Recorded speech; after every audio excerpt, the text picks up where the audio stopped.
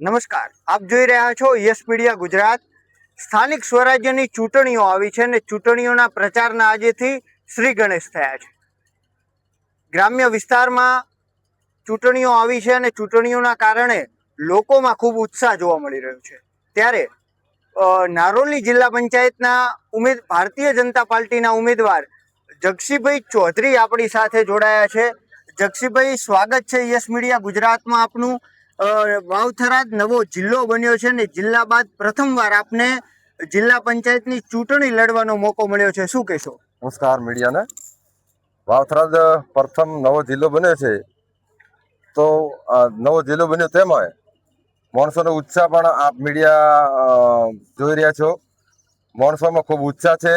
અમારે જે પાલનપુર જવું પડતું હતું તો પાલનપુર ન જવું પડે, એમના માટે બિલકુલ નજીક છે. એમાં માનનીય અધ્યક્ષ સાહેબ, ગુજરાત સરકારના મુખ્યમંત્રી શ્રી ભૂપેન્દ્રભાઈ પટેલ સાહેબ, આપણા વડાપ્રધાન શ્રી નરેન્દ્રભાઈ મોદી સાહેબ, આપણા ગૃહમંત્રી અમિતભાઈ શાહ સાહેબ અને આપણા હર્ષસંઘવી સાહેબ અને અમારા ભીષ્મ પિતા જેવા પ્રભુભાઈ પટેલ સાહેબના આ સહયોગથી નવા જિલ્લા માટે માણસોમાં ખૂબ અનેરો ઉત્સાહ છે અને આવનારા સમયમાં તેનું પરિણામ પણ ખૂબ સારું મળશે. જગસીભાઈ, આજથી ચૂંટણી પ્રચારના તમે શ્રી ગણેશ કર્યા છે, કેટલો લોકોમાં ઉત્સાહ જોવા મળ્યો? હવે સર, તમે મીડિયા વાળા ત્યાં હાજર છો. અત્યારે બહોળી સંખ્યામાં નારોલી જિલ્લા પંચાયતના માણસો પણ ખૂબ વડીલો જેવા 50-60 વર્ષની ઉંમરના માણસો લગભગ બહોળી સંખ્યામાં ઉપસ્થિત હતા. સોશિયલ મીડિયામાં તે પણ દેખાઈ રહ્યું છે. અત્યારે અમારે ત્યાં જે ખેતીવાડીમાં બીજે જે ચાલે છે એમાં પણ ખૂબ સારું ચાલે છે. મોઢું જોઈને એમના બોલવાથી પણ ખબર પડે છે. આપ સૌને જાણકાર છો.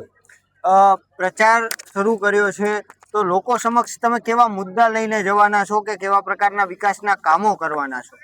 અમે લોકો દ્વારા વીજળી, રોડ, રસ્તા, પાણી માટે અમારા મેન મુદ્દા છે. એ મુદ્દા સંપૂર્ણ રીતે અત્યારે કોઈ મુશ્કેલીમાં છે ને, જે પણ જોઈએ 24 કલાક લાઇટ મળે છે.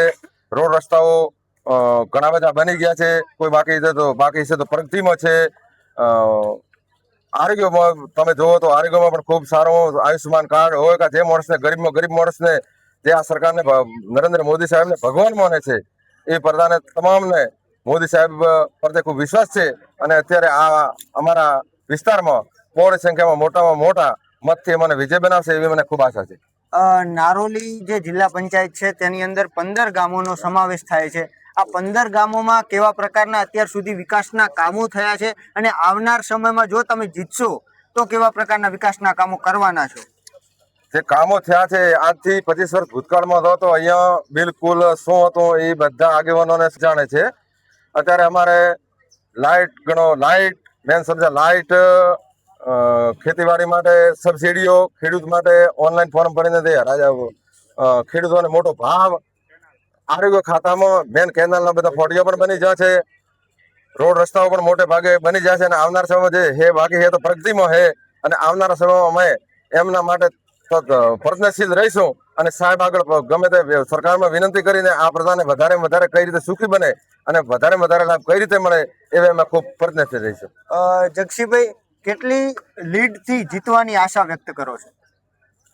કે અત્યારે આ બધા માણસોનો તમે ઉત્સાહ જોવો છો અત્યારે, કારણ કે પહેલાથી કેવું તો ખૂબ વહેલું પડે પણ અમે ખૂબ સારી જંગી બહુમતીથી જીતશું એવું આપણે આશા જણાવી.